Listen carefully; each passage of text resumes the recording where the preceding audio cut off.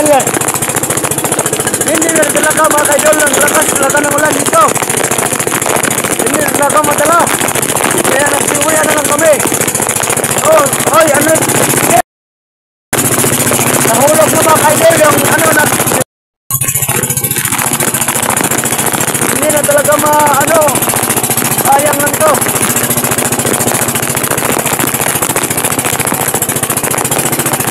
Amin na mayroon mga kaidol dahil dito na mga kaidol. Marami na kami dumating sa tabi dahil grabe talaga ang lakas ng hagupit ng bagyong Wilmina ng marami ang tubig ang yung budka namin at yun lumalakihan ang mga alon. Hindi na kami magkakarbada mga kaidol. Parang kakaiba ng panahon ngayon.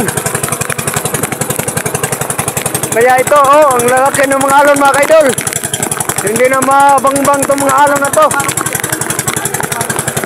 Kaya ito, sa tabi na to mga kaidol, kaninang mga pag-uwi namin mga kaidol, hindi kami masyado sa mga alon.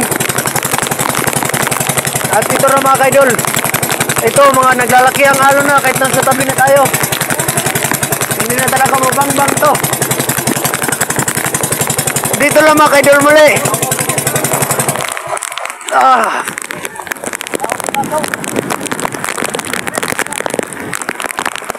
Grabe na to. Ay, sa ating vlog, idol. Hindi na talaga mabangbang ng panahon na to.